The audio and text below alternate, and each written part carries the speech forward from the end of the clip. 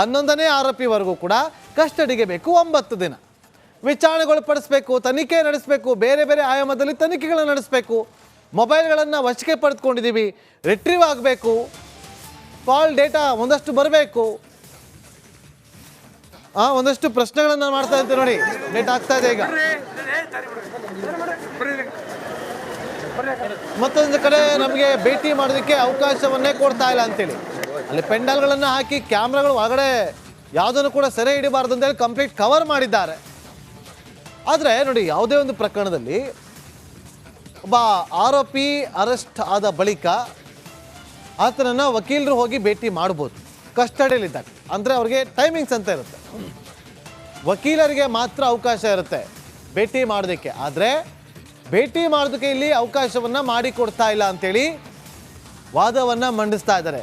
ಒಂದು ಕಾರಣ ಕೂಡ ಇರ್ಬೋದು, ಯಾಕೆಂದರೆ ಅವರ ಬಳಿ ಇದ್ದಂಥ ದಿನ ಕಡಿಮೆ, ದೊಡ್ಡ ಪ್ರಕರಣ, ಹೀನ ಬರ್ಬರವಾಗಿ ಕೊಲೆ ಮಾಡಿದ್ದಾರೆ, ದೊಡ್ಡ ಮಟ್ಟದಲ್ಲಿ ಪ್ಲಾನಿಂಗನ್ನು ಮಾಡಿದ್ದಾರೆ, ಯಾವ ಸಿನಿಮಾಗೂ ಕಡಿಮೆ ಇಲ್ಲ ಅನ್ನೋ ರೀತಿಯಲ್ಲಿ ಪ್ಲಾನನ್ನು ಸ್ಕೆಚನ್ನು ಹಾಕಿ ಇವೆಲ್ಲ ಮಾಡಿದ್ದಾರೆ. ತನಿಖೆಗೆ ಅಡೆತಡೆ ಆಗಬಾರ್ದು ಅನ್ನೋ ಕಾರಣಕ್ಕೋಸ್ಕರ ವಕೀಲರನ್ನು ಭೇಟಿ ಮಾಡೋದಕ್ಕೆ ಬಿಡದೇ ಇರಬಹುದು. ಯಾಕಂದರೆ ಪ್ರತಿನಿತ್ಯ ಕೂಡ ನಾವು ಕೂಡ ಗಮನಿಸ್ತಾ ಇದ್ದೀವಿ, ಒಂದು ಕಡೆ ಸ್ಟೇಷನ್ಗೆ ಕರ್ಕೊಂಡು ಹೋಗ್ತಾರೆ, ಇನ್ನೊಂದು ಕಡೆ ಸ್ಥಳಕ್ಕೆ ಕರ್ಕೊಂಡು ಹೋಗ್ತಾರೆ, ಶೆಡ್ ಹತ್ರ ಕರ್ಕೊಂಡು ಹೋಗ್ತಾರೆ, ಚಿತ್ರದುರ್ಗಕ್ಕೆ ಕರ್ಕೊಂಡು ಹೋಗ್ತಾರೆ, ಮತ್ತೊಂದು ಕಡೆ ರಾತ್ರೋರಾತ್ರಿ ಮನೆಗೆ ಕರ್ಕೊಂಡು ಹೋಗ್ತಾರೆ, ಬಟ್ಟೆಯಲ್ಲಿ ಬಿಸಾಕಿದ್ರು, ಬಟ್ಟೆ ಎಲ್ಲಿ ಚೇಂಜ್ ಮಾಡಿದ್ರು ಆತನ ಮೃತದೇಹದ ಮೇಲೆ, ಅದೆಲ್ಲವನ್ನು ಕೂಡ ಮಾಹಿತಿಯನ್ನು ಕಲೆ ಹಾಕ್ತಿದ್ದಾರೆ.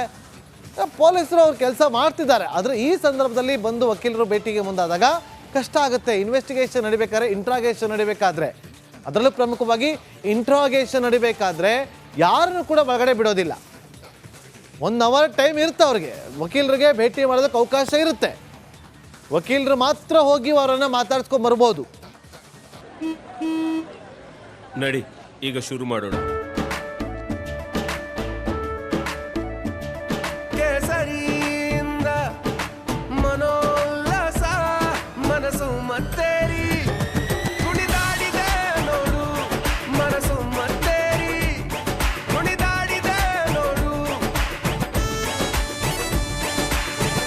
ಕ್ಷಣ ಕ್ಷಣವೂ ಆಚರಿಸಿ ಕೇಸರಿ ಹಬ್ಬ. ವಿಮಲ್ ಬಾಯಲ್ಲಿ ಹೇಳಿ ಕೇಸರಿ. ಆದರೆ ಇಲ್ಲಿ ವಕೀಲರನ್ನು ಕೂಡ ಭೇಟಿಗೆ ಅವಕಾಶ ಮಾಡಿಕೊಟ್ಟಿಲ್ಲ ಅಂತೇಳಿ ವಾದವನ್ನು ಮಂಡಿಸ್ತಾ ಇದ್ದಾರೆ. 6 ದಿನ ಪವಿತ್ರ ಗೌಡ ವಿಚಾರಣೆ ಆಗಿದೆ. ಪವಿತ್ರ ಗೌಡಗೆ ತುಂಬ ನೋವು ಅನುಭವಿಸ್ತಾ ಇದ್ದಾರೆ ಅಂತೇಳಿ, ಮಾಡಿದುಣ್ಣೋ ಮಾರಾಯ ಅನ್ನೋ ಹಾಗೆ ಉಪ್ಪು ತಿಂದ ಮೇಲೆ ನೀರು ಕುಡಿಲೇಬೇಕು. ಇವತ್ತು ಅವ್ರ ಮುಂದೆ ಇರೋದು ಇದೇ ಆಪ್ಷನ್, ಬೇರೆ ಆಪ್ಷನ್ ಇಲ್ಲ. ಪಶ್ಚಾತ್ತಾಪ ಪಡದೆ ಇನ್ನೇನು ಪಡ್ತಾರೆ? ರಿಮ್ಯಾಂಡ್ ಅರ್ಜಿ ಬಂದಿಲ್ಲ ಅಂತೆ, ಅದಕ್ಕೆ ತನಿಖಾಧಿಕಾರಿಗಳು ಬದಲಾವಣೆ ಆದಾಗ ಅದರಲ್ಲಿ ಸ್ವಲ್ಪ ವಿಳಂಬ ಆಗುತ್ತೆ. ತನಿಖಾಧಿಕಾರಿ ಬದಲಾವಣೆ ಆಗಿತ್ತು. ಕಾಮಾಕ್ಷಿಪಾಳ್ಯ ಪೊಲೀಸ್ ಠಾಣೆ ಇನ್ಸ್ಪೆಕ್ಟರ್ ಎಲೆಕ್ಷನ್ ಡ್ಯೂಟಿ ಮೇಲೆ ಅವರ ಮೂಲ ಠಾಣೆಯಿಂದ ಇಲ್ಲಿಗೆ ಓಡಿ ಬಂದಿದ್ರು. ಈಗ ಅದು ಮುಕ್ತಾಯ ಆದ ಹಿನ್ನೆಲೆಯಲ್ಲಿ ಅವ್ರು ವಾಪಸ್ ಅವರ ಠಾಣೆಗೆ ಹೋಗಬೇಕು. ಹಾಗಾಗಿ ತನಿಖಾಧಿಕಾರಿ ಬದಲಾವಣೆ ಆಗುತ್ತೆ. ತನಿಖಾಧಿಕಾರಿಗಳು ಬದಲಾವಣೆ ಆದಾಗ ರಿಮ್ಯಾಂಡ್ ಕಾಪಿ ಕೊಡೋದು ಸ್ವಲ್ಪ ತಡ ಆಗಿರ್ಬೋದೇನೋ ಅಂತ ಅನಿಸ್ತಾ ಇದೆ. ಎಲ್ಲದಕ್ಕೂ ದರ್ಶನ್ ಕಾರಣ ಅನ್ನೋದು ಎಷ್ಟು ಸರಿ ಅಂತ ಬಂದಾಗ ಗೊತ್ತಾಗುತ್ತೆ. ನೋಡಿ, A5 ಮತ್ತು A13ಗೆ ಎಲೆಕ್ಟ್ರಿಕ್ ಶಾಕ್ ನೀಡಿದ್ದಾರಂತೆ. Welcome back. ದರ್ಶನ್ ಹಾಗೂ ಗ್ಯಾಂಗ್ ಅನ್ನ ಪೊಲೀಸರು ನ್ಯಾಯಾಧೀಶರ ಮುಂದೆ ಹಾಜರುಪಡಿಸಿದ್ದಾರೆ, ರಿಮ್ಯಾಂಡ್ ಅರ್ಜಿ ಸಲ್ಲಿಸಿದ್ದಾರೆ. ಸಿಡಿಯನ್ನ ಮುಚ್ಚಿದ ಲಕೋಟೆಯಲ್ಲಿ ಕೊಟ್ಟಿದ್ದಾರೆ. ಸಿಡಿಯಲ್ಲಿ ತುಂಬಾ ಗಂಭೀರವಾದಂಥ ವಿಚಾರ ಇದೆ, ಅದನ್ನು ನೋಡಿ ಅಂತೇಳಿ ಈಗ ಪೊಲೀಸರ ಪರ ವಕೀಲರಾಗಿರುವಂಥ ಸ್ಪೆಷಲ್ ಪಬ್ಲಿಕ್ ಪ್ರಾಸಿಕ್ಯೂಟರ್ ಕೂಡ ವಾದವನ್ನು ಮಂಡಿಸ್ತಾ ಇದ್ದಾರೆ. ದರ್ಶನ್ ಪರ ವಕೀಲರ ವಾದ ಏನು? A5 ಮತ್ತು A13 ಆರೋಪಿಗೆ ಎಲೆಕ್ಟ್ರಿಕ್ ಶಾಕ್ ಕೊಟ್ಟಿದ್ದಾರೆ ಪೊಲೀಸರು ಅಂತೇಳಿ ಅಲ್ಲಿ ವಾದವನ್ನು ಮಂಡಿಸಿದ್ದಾರೆ. ನಂದೀಶ್ ಮತ್ತು ದೀಪಕ್ಗೆ ಎಲೆಕ್ಟ್ರಿಕ್ ಶಾಕ್ ಕೊಟ್ಟಿದ್ದಾರೆ. ಆರೋಪಿಗಳನ್ನ 9 ದಿನ ಕಸ್ಟಡಿಗೆ ಕೇಳಿದ್ದಕ್ಕೆ ಆಕ್ಷೇಪ ವ್ಯಕ್ತಪಡಿಸಿದ್ದಾರೆ. ನೋಡಿ, ದರ್ಶನ್ ಪರವಾದ ವಕೀಲರು ಎಲ್ಲದಕ್ಕೂ ದರ್ಶನ್ ಕಾರಣ ಅಂತ ಹೇಳೋದು ಎಷ್ಟು ಸರಿ? ಎಲ್ಲದಕ್ಕೂ ದರ್ಶನ್ನೇ ಕಾರಣ ಅಂತೇಳಿ ಹೇಳ್ತಾ ಇದ್ದಾರಲ್ಲ, ಎಷ್ಟು ಸರಿ? A5 ಮತ್ತೆ A13 ಆರೋಪಿಗೆ ಎಲೆಕ್ಟ್ರಿಕ್ ಶಾಕ್ ಕೊಟ್ಟಿದ್ದಾರೆ. ನಂದೀಶ್ ಮತ್ತೆ ದೀಪಕ್ಗೆ ಎಲೆಕ್ಟ್ರಿಕ್ ಶಾಕ್ ಕೊಟ್ಟಿದ್ದಾರೆ. ಶಾಕ್ ಟ್ರೀಟ್ಮೆಂಟ್ ಕೊಟ್ಟಿದ್ದಾರೆ ಪೊಲೀಸರು. ನೋಡಿ, ಕೋರ್ಟ್ನಲ್ಲಿ SPP ವಾದವನ್ನು ಮಂಡಿಸ್ತಾ ಇದ್ದಂಥ ಸಂದರ್ಭದಲ್ಲಿ ದರ್ಶನ್ ಪರ ವಕೀಲರು ಹಿಂಗಂತೇಳಿ ವಾದ ಮಾಡ್ತಾರೆ. ನೋಡಿ, A5 ಮತ್ತೆ A13 ಆರೋಪಿಗೆ ಎಲೆಕ್ಟ್ರಿಕ್ ಶಾಕ್ ನೀಡಿದ್ದಾರೆ. ನಂದೀಶ್ ಮತ್ತೆ ದೀಪಕ್ ಎಲೆಕ್ಟ್ರಿಕ್ ಶಾಕ್ ಕೊಟ್ಟಿದ್ದಾರೆ ಅವರಿಗೆ. ಪೊಲೀಸರು ಬಾಯಿ ಬಿಡಿಸ್ತಾ ಇದ್ರಲ್ಲ, ಆಗ ಹಿಂಸೆ ಕೊಟ್ಟಿದ್ದಾರೆ. ಕೋರ್ಟ್ನಲ್ಲಿ SPP ಇಲ್ಲ ನೋಡಿ, ಈಗ ಒಂದೊಂದು ಅಪ್ಡೇಟ್ ಬರ್ತಾ ಇದೆ. ಈಗ ಇಲ್ಲಿ A5 ಮತ್ತು A13 ಇದಾರಲ್ಲ, ಇವರು ರೇಣುಕಾ ಸ್ವಾಮಿಗೆ ನೀಡಿರೋದು ಅಂತೇಳಿ, ರೇಣುಕಾ ಸ್ವಾಮಿಗೆ ನೀಡಿರೋದು ಅಂತ ಎಲೆಕ್ಟ್ರಿಕ್ ಶಾಕನ್ನು SPP ವಾದವನ್ನು ಮಂಡಿಸ್ತಾ ಇದ್ದಾರೆ. ಈಗ ಒಂದು ಬ್ರೇಕ್ ಇರುತ್ತೆ. ಬ್ರೇಕ್ ಆದ ನಂತರ ಮೈಸೂರು ಸ್ಥಳ ಮಹಾಜರು ಪೆಂಡಿಂಗ್ ಯಾಕೆ, ಏನಂತ ಇಂಟ್ರೆಸ್ಟಿಂಗ್ ಮೈಸೂರು ಹೇಳ್ತೀವಿ ಬ್ರೇಕ್ ಆದ್ಮೇಲೆ.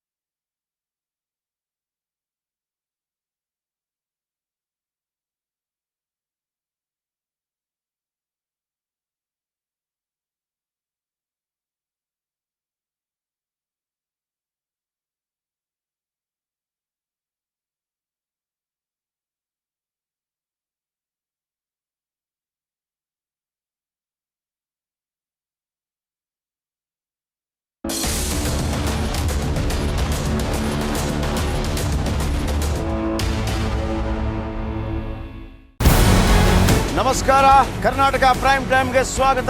ನಾನು ಜಯಪ್ರಕಾಶ್ ಶೆಟ್ಟಿ. ಇಡೀ ಕರ್ನಾಡು ಇವತ್ತು ರೆಬೆಲ್ ಆಗಿ ನಿಂತಿದೆ. ಈ ಹಗರಣಗಳನ್ನು ಸದನದಲ್ಲಿ ಪ್ರಸ್ತಾಪ ಮಾಡಲು ಕೂಡ ಕಾಂಗ್ರೆಸ್ ಹಿಂದೇಟು ಹಾಕಿದ್ದೇಕೆ? ನಿಮ್ಗೆ ಸಂಬಳ ಅದಕ್ಕೆ, ನಿಮಗೆ ವಾಹನ ಅದಕ್ಕೆ, ನಿಮಗೆ ವೆಪನ್ ಅದಕ್ಕೆ, ನೀವು ಅದನ್ನು ಸೆರೆ ಹಿಡಿಬೇಕಾಗಿತ್ತು. ನೀವು ವಿದ್ಯುತ್ ಬರ ಇದೆ ಅಂತ ಹೇಳ್ತಾ ಇದ್ದೀರಿ, ಎಲ್ಲಿ ಬರ ಇದೆ ನೀವು ಹೇಳಬೇಕು.